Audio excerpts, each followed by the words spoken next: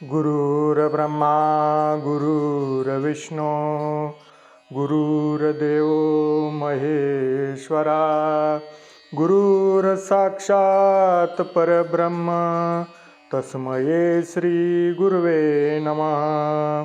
वसुदेवसुतं देवं कंसचाणूरमर्दनं देवकी परमानन्दं कृष्णं वन्दे जगद्गुरुं।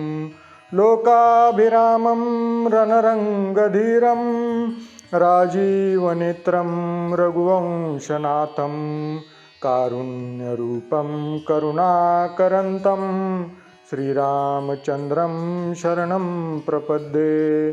महायोगपीठे तटे भीमरत्या वरं पुण्डरीकाय दातुं मुनीन्द्रे समागत्य तिष्ठन्तमानन्दकन्दं परब्रह्मलिङ्गं भजे पाण्डुरङ्गं। कर्पूरगौरं करुणावतारं संसारसारं भुजगेन्द्रहारं सदा वसन्तं हृदयारविन्दे भवं भवानी सहितं नमामि।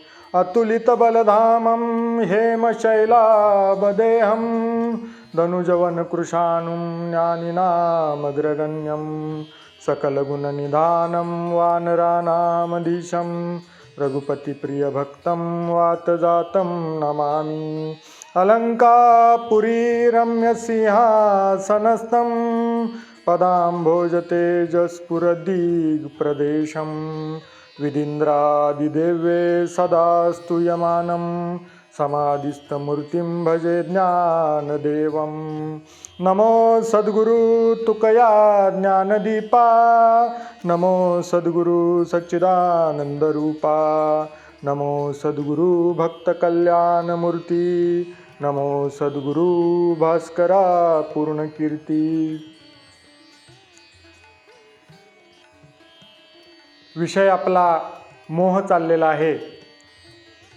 मागच्या पहिल्या भागामध्ये आपण मोह म्हणजे काय, मोहाचे काही गुणधर्म आणि मोहाचे आपल्या मानसिक आणि शारीरिक जीवनावर काय परिणाम होऊ शकतो मोहाचा, ते आपण मागच्या भागामध्ये स्पष्ट केलेला आहे। मोह म्हणजे काय तो पहिला भाग तुम्ही त्यासाठी पाहू शकता। आता या भागामध्ये आपण महाभारतामध्ये आपण म्हटलेलं आहे की श्रीकृष्णानं अर्जुनाला भगवद्गीता सांगितलेली आहे। त्या भगवद्गीतेवर ज्ञानेश्वर महाराजांनी लिहिलेली ज्ञानेश्वरी, त्या ज्ञानेश्वरीमध्ये मोहाचा कुठं कुठं उल्लेख झालेला आहे त्याच्याविषयी आपण चर्चा करणार आहे। आता कृष्ण अर्जुन हे महाभारतातले पात्र आहेत, पण महाभारताच्या सुरुवातीपासून आपण जाऊया की महाभारत घडण्याच्या आधी म्हणजे महाभारतातच फक्त ते युद्ध घडण्याच्या आधी कसा कसा मोह होत गेला, कुणाकुणाला कोणत्या प्रकारचा मोह झाला आणि ज्याच्यामुळं महाभारत पुढं जाऊन घडलं ते आधी आपण स्पष्ट करू आणि नंतर त्या ज्ञानेश्वरीमधल्या मोहाकडे आपण त्या विषयाकडे जाऊ। आता सगळ्यात पहिल्यांदा मी प्रसंग पांडुराजाचा घेतो। पांडुराजाला कसा मोह झाला आणि त्यामुळे पुढं काय झालं ते आपण या भागामध्ये पाहणार आहे। पांडुराजाची कथा मी तुम्हाला या भागामध्ये सांगणार। आता पांडुराजा हा कुरु वंशातला राजा आहे। कुरु वंश म्हणजे पांडवांचा वंश, थोडक्यात पांडवांचा कौरवांचा दोघांचाही वंश हा कुरु वंश। कुरु वंशामध्ये मी विचित्रवीर्य राजापासून सुरुवात करतो। विचित्रवीर्य राजाला 3 पुत्र होते। त्यामध्ये सगळ्यात मोठा धृतराष्ट्र, 2 नंबरला होता पांडुराजा आणि एक दासी होती। दासीपासून एक झालेला पुत्र तो विदुर। विदुर हा पुढं जाऊन हस्तिनापूर राजाचा तो मंत्री होता, महामंत्री झाला। तो पांडुराजाच्या काळामध्ये सुद्धा मंत्री होता आणि धृतराष्ट्र राजा असताना सुद्धा तो मंत्रीच होता। असा विदुर राजा हा दासीचा पुत्र। तोही विचित्रवीर्य राजाचाच मुलगा होता, म्हणजे थोडक्यात तो पांडू आणि धृतराष्ट्र यांचा भाऊ होता थोडक्यात।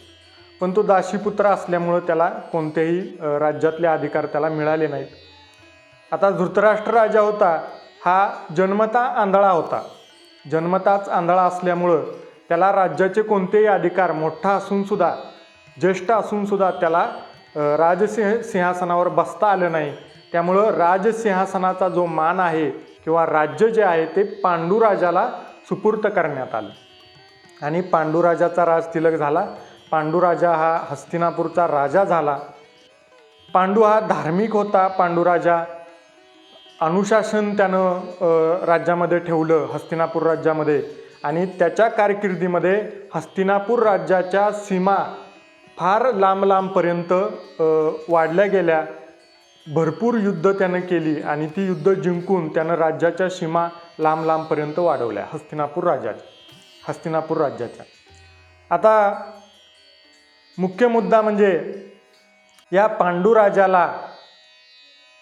पांडुराजानं पहिल्यांदा शूरसेन नावाचा राजा, यादवांचा राजा होता, म्हणजे थोडक्यात कृष्णाच्या वंशातला राजा, म्हणजे कृष्णाचा आजोबा थोडक्यात.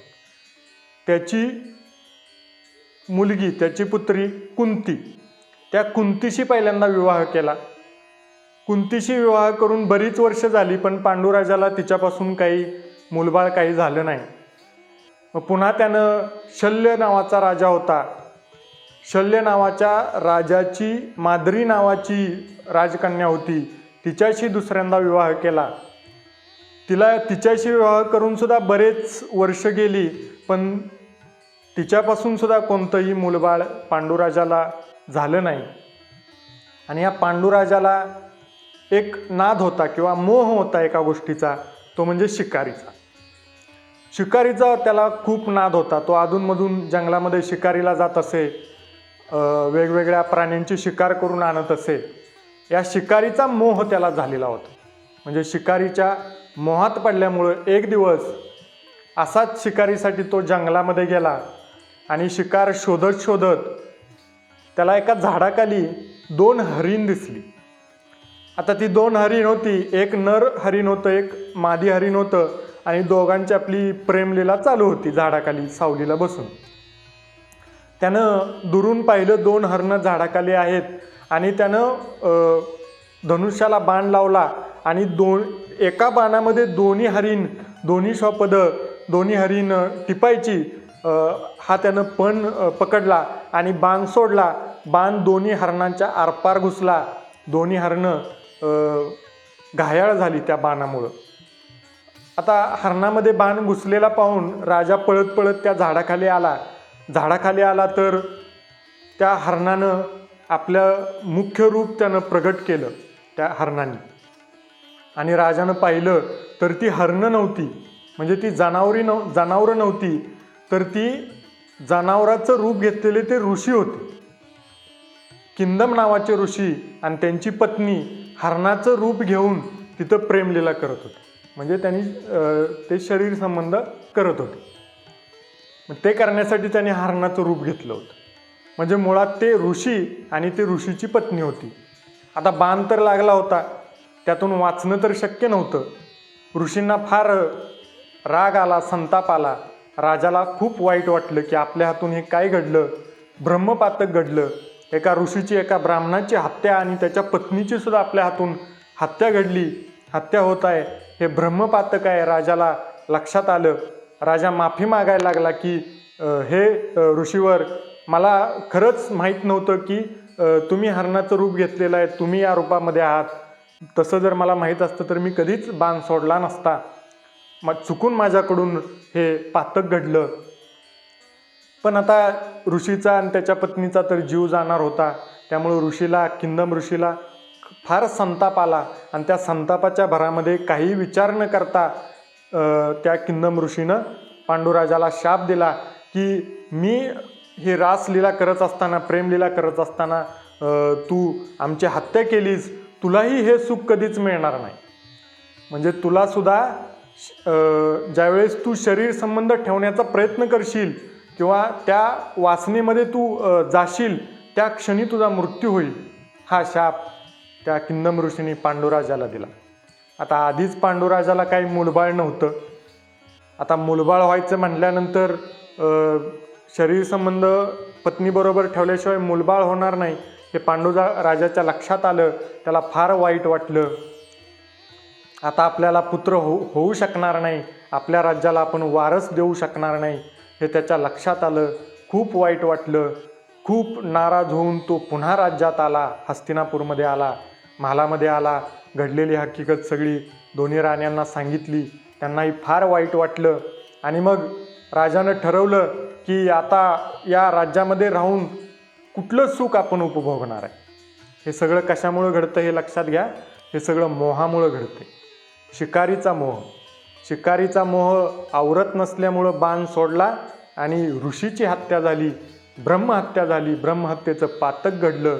हे सगळं मोहाचा हा सगळा परिणाम आहे. राजानं विचार केला, आता या राज्यामध्ये राहून करायचं काय? ना आपल्याला कधी संतती होणार आहे, ना त्यांना आपण या सिंहासनावर बसवू शकणार आहे. मग त्यापेक्षा या ब्रह्महत्येचं पातक आपल्या हातून घडलंय, निदान काहीतरी साधना करू, या हत्येतून काहीतरी पश्चाताप करू आणि या हत्येतून सुटण्यासाठी आपण काहीतरी तपश्चर्या वगैरे जंगलामध्ये वनामध्ये जाऊन करू आणि त्यातून सुटण्याचा आपण प्रयत्न करू. असा विचार राजाच्या मनामध्ये आला. राजानं आपलं जे राज्य आहे, सिंहासन आहे, ते आपला मोठा भाऊ धृतराष्ट्र जो जन्मताच आंधळा होता त्याला देऊ केलं. त्याला राजसिंहासनावर बसवलं आणि तो स्वतः वनामध्ये जायला निघाला. जात असताना त्याच्या दोन्ही पत्नी कुंती आणि माद्री त्या पण म्हणाल्या की आम्ही इथं राहून काय करू? आमचा पती जर वनामध्ये जाणार असेल तर आमच्या राहण्याला सुद्धा, राज्यामध्ये राहण्याला काही अर्थ नाही. आम्ही सुद्धा तुमच्याबरोबर येतो. मग तिघंजण वनामध्ये गेले. वनामध्ये पर्णकुटी वगैरे करून तिथं आश्रम करून राहू लागले. ऋषीमुनींच्या बरोबर ते साधना करू लागले, तपश्चर्या करू लागले. आणि असंच एक दिवस काही ऋषीमुनी ब्रह्मलोकामध्ये ब्रह्मदेवाला भेटण्यासाठी निघाले होते. आणि त्यावेळेस पांडूनं त्या ऋषीमुनींना विचारलं की बाबा मी पण तुमच्याबरोबर येऊ शकतो का? त्यावेळेस ऋषीमुनी म्हणाले की तू आमच्याबरोबर येण्यास पात्र नाही, कारण ज्याला संतती नाही, ज्याला संतान नाही, मूलबाळ नाही, तो ब्रह्मलोकामध्ये येऊ शकत नाही. पुन्हा राजाला वाईट वाटलं की अरे रे, आपल्याला संतान नाही. ऋषीचा शाप त्याला आठवला की ऋषीनं आपल्याला असा शाप दिलेला आहे, त्यामुळं आपल्याला मूलबाळ पुढं होऊ शकत नाही. जर तसं करण्याचा आपण प्रयत्न केला तर आपला त्या क्षणी मृत्यू होणार आहे, असा त्या ऋषीमुनीचा शाप त्याला आठवला. त्याला फार वाईट वाटलं. आणि असंच एक दिवस सकाळची वेळ होती आणि माद्री ही पांडुराजाची दुसरी राणी पर्णकुटीमधून तुळशीचं पूजन करण्यासाठी अशीच बाहेर ताट घेऊन आली होती. आणि राजा बसला होता, काहीतरी साधना करत होता. त्याचं लक्ष गेलं माद्रीकडं. आणि सकाळ सकाळी थोडासा वारा सुटलेला होता आणि वाऱ्यानं तिचा पदर खाली गेला आणि पांडुराजाचं लक्ष तिच्याकडे गेलं आणि तो तिचं सौंदर्य पाहून मोहित झाला. हा दुसरा मोह पांडुराजाला झाला. पहिला शिकारीचा मोह, त्यामुळं तर शाप मिळाला होता. आता हा दुसरा मोह स्वतःच्याच माद्रीला, राणीला पाहून पांडुराजाला मोह झाला. तिचं सौंदर्य पाहून त्याला काही सुचेनासं झालं. मोह झाल्यानंतर असंच होतं. मोहाचा परिणाम आपण मागच्या भागामध्ये बघितला आहे की काही सुचेनासं होतं. उचित अनुचित, सत्य असत्य, नश्वर काय शाश्वत काय, काही कळायचं सगळं बंद होतं. बुद्धीला भ्रम होतो, बुद्धी भ्रष्ट होते. तसं पांडुराजाचं झालं. त्याला शाप वगैरे काही लक्षात राहिला नाही. उचित अनुचित काही कळेनासं बंद झालं त्याला. आणि त्यानं माद्री राणीकडं वासनेनं बघितलं, वासनेच्या नजरेनं पाहिलं आणि प्रेमलीला करण्यासाठी तो तिथून उठला आणि तिला स्पर्श करणार त्या क्षणी पांडुराजाचा अचानक मृत्यू झाला. आणि शाप खरा ठरला ऋषीचा, किंदम ऋषीचा, की तू ज्यावेळेस मनात आणशील आणि प्रयत्न करशील त्यावेळेस तुझा मृत्यू होईल. आणि तो शाप खरा ठरला. आता 2 राण्या होत्या, कुंती आणि माद्री. त्यांनी पुत्र आधीच मागून घेतले होते. म्हणजे कुंतीला, जी पहिली राणी होती कुंती राणी, तिला दुर्वासा ऋषींनी आदरातिथ्य पाहून तिला वरदान दिलं होतं की तू कोणत्याही देवाचं आवाहन करू शकशील आणि त्यांच्याकडून पुत्र प्राप्त करून घेऊ शकशील. मग त्याची ट्रायल म्हणून पहिल्यांदा कुंतीनं एक पुत्र मागून बघितला होता. कुणाला? सूर्याला पुत्र मागून बघितला होता. आणि तो कर्ण, तो पुत्र मागून बघितला आणि खरंच पुत्र आला. मग आता लग्नाच्या आधी हा पुत्र मागून बघितला, मग त्याचं करायचं काय? मग तो परत सोडून दिला पाण्यामध्ये आणि तो एका दाशीला सापडला. दाशीनं त्याला वाढवलं. तो कर्ण, तो पुढं दुर्योधनाचा मित्र झाला. आणि लग्न झाल्यानंतर वनात गेल्यानंतर पांडुराजाला संतती होणार नाही हे माहीत होतं. मग संतान प्राप्त कसं करायचं? तर पांडुराजानं कुंतीला सांगितलं की तुला देवांचं म्हणजे दुर्वासा ऋषींनी वरदान दिलेलं आहे, मग तू एका एका देवाचं आवाहन कर आणि पुत्र मागून घे. मग कुंतीनं 3 पुत्र मागितले.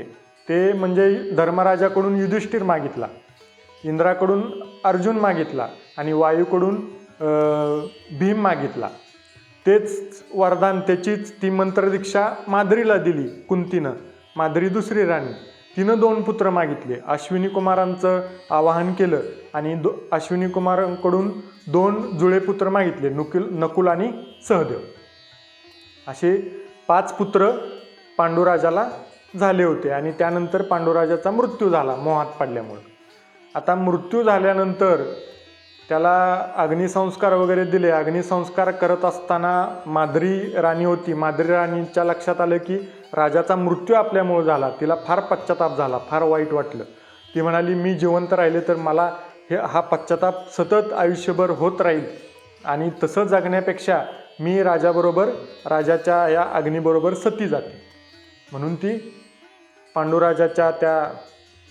पांडुराजाबरोबर सती गेली. अग्नीमध्ये तिनं उडी टाकली. आणि मग ही 5 मुलं कुंतीनं तिथं ऋषीमुनींच्या सानिध्यामध्ये थोडीशी मोठी केली. आणि त्यानंतर ऋषीमुनी कुंती आणि पांडवांना घेऊन हस्तिनापूरमध्ये आले आणि ती मुलं धृतराष्ट्र राजाच्या तिथं प्रदान केली. आणि ऋषीमुनींनी सांगितलं की ही खरंच पांडूची मुलं आहेत. कुंतीला धृतराष्ट्र राजा कुंती ते ओळखतच होते. पण ती 5 मुलं ती काय हस्तिनापूरमध्ये झाली नव्हती, ती वनामध्ये गेल्यानंतर झाली, म्हणजे मागून घेतली. मग ती ऋषीमुनींनी सांगितलं की ही खरंच पांडूची मुलं आहेत आणि यातला धृतराष्ट्र हा सगळ्यात मोठा मुलगा आहे आणि याला तू राजा कर. पण धृतराष्ट्राला त्यावेळी कोणतंही मूलबाळ नव्हतं. हा सुद्धा महत्त्वाचा प्रश्न आहे. धृतराष्ट्र राजाची गांधारी राणी होती. गांधारी गर्भवती होती, पण 1 वर्ष झालं, 2 वर्ष झालं, तिला काही म्हणजे प्रसूती झाली नाही तिची. गर्भवती तर होती पण तिची प्रसूतीच झाली नाही. शेवटी तिच्या पोटातून तो मांसाचा गोळा बाहेर काढण्यात आला. तो फक्त मांसाचा गोळा होता, कुठलंही म्हणजे मूल ते नव्हतंच. असा मांसाचा गोळा फक्त होता जो धृतराष्ट्र राजापासून झाला. मग त्याचे तुकडे करण्यात आले, 100 तुकडे केले आणि ते रसायनामध्ये ठेवले पाण्यामध्ये. आणि अजून एक तुकडा मुलगी पाहिजे म्हणून अजून एक तुकडा वेगळा केला आणि तो दुसऱ्या भांड्यामध्ये ठेवला. आणि त्या भांड्यामध्ये त्या म्हणजे त्याचे गर्भ तयार झाले आणि त्याचे 100 कौरव तयार झाले, अशी कथा आहे. आणि एक मुलगी तयार झाली. अशी 100 कौरव आणि एक मुलगी ही धृतराष्ट्र राजाला होती. तोपर्यंत पांडव म्हणजे थोडे मोठे झाले होते. मग त्यावेळेस दुर्योधन, दुःशासन वगैरे अशा 100 कौरवांचा जन्म झाला. युयुस्तू हा म्हणजे दाशीपुत्र होता. तो धृतराष्ट्र राजाचाच होता. तो दाशीपासून उत्पन्न झालेला. तो नीतिवान होता, तो यांच्या नादाला लागला नाही. 100 कौरव झाले, ते पांडवांपेक्षा छोटे होते. आता खरा अधिकार जो होता तो पांडुराजाचा होता. पांडुराजा वनामध्ये जाताना राज्य धृतराष्ट्राला देऊन गेला. आता पांडूची मुलं परत आली होती, ती थोरली होती. मग त्यांना राज्य सोपवणं गरजेचं होतं धृतराष्ट्रानं. पण तसं न करता त्याला राज्याचा मोह झाला. त्याला त्याच्या स्वतःच्या पुत्रांचा मोह होता. ज्ञानेश्वरीमध्ये तसं स्पष्ट म्हटलेलं आहे पहिल्या अध्यायामध्ये. तरी पुत्रस्नेहे मोहितू धृतराष्ट्र असे पुसतू. म्हणजे पुत्रांच्या स्नेहानं, पुत्रांच्या प्रेमामुळं मोहित झालेला धृतराष्ट्र. आणि त्यामुळं हे महाभारत घडण्याचं कारणच हे आहे की पुत्रांचा मोह, पुत्रांचा स्नेह, त्याचा मोह धृतराष्ट्राला असल्यामुळं त्याची मुलं किती वाईट वागली. आता दुर्योधन कौरवांनी कितीतरी कट कारस्थानं केली पांडवांच्या विरोधात, म्हणजे पांडवांना संपवण्याचा सुद्धा प्रयत्न केला, त्यांना मारण्याचा प्रयत्न केला. द्यूत आपल्याला माहीत आहे, द्यूत झालं, अज्ञातवासामध्ये पांडवांना जावं लागलं. हे सगळं कौरवामुळं झालं. बरोबर, कौरवामुळं झालं. कौरव हे चुकीचं करतायत हे सगळं विदूर, पितामह भीष्म, द्रोणाचार्य, हे कृपाचार्य हे धृतराष्ट्राच्या निदर्शनास आणून देत होते. ते सिंहासनाशी बांधील होते, पण तरीही ते धृतराष्ट्राला सांगत होते की तुझी मुलं चुकतायत, दुर्योधनाकडून ही चूक झाली, हे तो वाईट करतोय, तुमचं महाराज चुकतंय, तुम्ही काहीतरी बोलायला पाहिजे, चुकीला चूक म्हणायला पाहिजे. पण धृतराष्ट्रानं कधीही त्याच्या मुलांना अडवलं नाही, त्यांच्या कुकृत्याला कधी आळा घातला नाही. हे तुम्ही चुकीचं करताय असं कधी सांगितलं नाही. त्यांना धर्माच्या मार्गानं जायला पाहिजे हेही कधी सांगितलं नाही. त्यांच्या अधर्माला तो साथ देत राहिला. हे सगळं कशामुळं? तर पुत्रांच्या स्नेहामुळं, पुत्र स्नेहाच्या मोहामुळं हे सगळं घडत राहिलं आणि शेवटी मग युद्ध पुकारावं लागलं, आणि तेच आहे महाभारताचं युद्ध. आता युद्ध पुकारल्यानंतर सुद्धा धृतराष्ट्र काहीच बोलला नाही. जसं घडतंय तसं त्यानं घडू दिलं. युद्ध रोखण्यासाठी सुद्धा अनेक प्रयत्न झाले. धृतराष्ट्राच्या सभेमध्ये सुद्धा अनेक प्रयत्न झाले. पितामह भीष्मानं प्रयत्न केला, विदुरानं नीती सांगितली आणि हे युद्ध करू नका त्यासाठी प्रयत्न केला. द्रोणाचार्यांनी, कृपाचार्यांनी अनेक धर्माच्या गोष्टी सांगून युद्ध रोखण्याचा प्रयत्न केला, पण युद्ध धृतराष्ट्रानं अजिबात काहीच बोलला नाही. त्यानं युद्ध रोखण्याचा अजिबात प्रयत्न केला नाही. हे सगळं पुत्रस्नेहाच्या मोहामुळं झालं. तरी पुत्रस्नेहे मोहितू धृतराष्ट्रासे पुसतू ही ओवी पुढे येणार आहे. पण हे सगळं आधी घडलं म्हणून महाभारत घडलं. म्हणून महाभारत हे खरं घडलं कशामुळं? मोहामुळं घडलेलं आहे. राज्य सुख भोगण्याचा मोह हा कौरवांना होता की राज्य आपल्यालाच मिळालं पाहिजे, सिंहासनावर मी दुर्योधन सिंहासनावर बसलो पाहिजे, पांडव गेले पाहिजेत, पांडव मेले पाहिजेत, पांडवांना सुईच्या टोकावर बसेल एवढं सुद्धा जमीन, एवढा सुद्धा भूभाग दिला जाणार नाही, हे दुर्योधनानं सांगितलं होतं. म्हणजे त्याला राज्याचा मोह होता. तो मोह पूर्ण करण्यासाठी गांधार होता, तो त्यांना फूस लावायचा, तो सगळ्या योजना आखायच्या, कपटी योजना. द्यूत सुद्धा त्यानंच खेळलं, त्यानंच फाशी टाकले आणि पांडवांना हरवलं. हे सगळे राज्याच्या मोहासाठी झाले. राज्य धनसंपत्ती आपल्यालाच मिळावी कौरवांना, यासाठी हे सगळं घडलं. आणि कौरव चुकीचं करतायत त्याला अडवू शकला नाही धृतराष्ट्र. आंधळा असलेला हित आंधळा खरं तर तो होता. तो डोळ्यानंच आंधळा नव्हता, तर आतून सुद्धा तो आंधळाच होता. त्याला कधी कळलं नाही, म्हणजे निदर्शनास आणून सुद्धा त्यानं अडवलं नाही त्याच्या मुलांना, म्हणजे तो हित आंधळा होता. पुत्रस्नेहाच्या मोहामुळं हे सगळं घडलं आणि पुढं महाभारताचं युद्ध झालं. युद्ध रोखण्यासाठी प्रत्यक्ष योगेश्वर श्रीकृष्ण दूत म्हणून एकदा धृतराष्ट्राच्या सभेमध्ये आला, पण तरीसुद्धा युद्ध रोखण्याचा प्रयत्न झाला नाही. धृतराष्ट्र काही करू शकला नाही. ते युद्ध शेवटी पुकारलंच गेलं. आणि मग युद्ध पुकारल्यानंतर दोन्ही बाजूनं कुरुक्षेत्राला धर्मक्षेत्र म्हटलेलं आहे. धर्मक्षेत्रे कुरुक्षेत्रे भगवद्गीतेची पहिली ओवी आहे, पहिला श्लोक आहे. धर्मक्षेत्रे कुरुक्षेत्रे पहिल्या अध्यायामध्ये. म्हणजे ते कुरुक्षेत्र नसून ते धर्मक्षेत्र होतं, कारण धर्म आणि अधर्म या दोघांमध्ये युद्ध पुकारलं गेलं होतं. एका बाजूनं धर्माच्या बाजूनं पांडव आणि पांडवामध्ये अर्जुनाचा सारथी श्रीकृष्ण झाला होता, आणि अधर्माच्या बाजूनं कौरव आणि कौरवांच्या किंवा त्या राजसिंहासनाच्या, हस्तिनापूर राजसिंहासनाला जे बांधील होते, शपथ घेतलेले पितामह भीष्म, द्रोणाचार्य, कृपाचार्य, कर्ण वगैरे, ते सगळे अधर्माच्या बाजूनं इच्छा नसताना सुद्धा लढत होते. आणि तिकडं हस्तिनापूरमध्ये राजमहालामध्ये धृतराष्ट्र आंधळा असल्यामुळं युद्धामध्ये सहभागी होऊ शकत नव्हता. तो तिथं राजसिंहासनावर बसला होता आणि त्याचा सारथी संजय, त्या संजयाला व्यास ऋषींनी दिव्यदृष्टी दिली होती की तू हस्तिनापूरमध्ये बसून कुरुक्षेत्रावर धर्मक्षेत्रावर काय चाललेलं आहे ते सगळं पाहू शकशील, ऐकू शकशील आणि तो दृष्टांत तू ते जे काही घडतंय ते तू नंतर मला सांगशील आणि तसं मी लिहून ठेवीन. ते महाभारत व्यासाने लिहिलेलं. आणि मग संजयाला सगळं दिसत होतं, कुरुक्षेत्रावर काय चाललंय, कोण कुठं उभं राहिले, काय हालचाली काय चालू आहेत, सगळं ऐकायला येत होतं. अर्जुन काय बोलतोय, कृष्ण काय बोलतोय, भीम काय बोलतोय, दुर्योधन काय बोलतोय, भीष्म काय बोलतोय, सगळं ऐकू येत होतं. त्यामुळे धृतराष्ट्रानं संजयाला स्वतःजवळ बसवलं होतं. संजय हा धृतराष्ट्राचा रथाचा सारथी होता.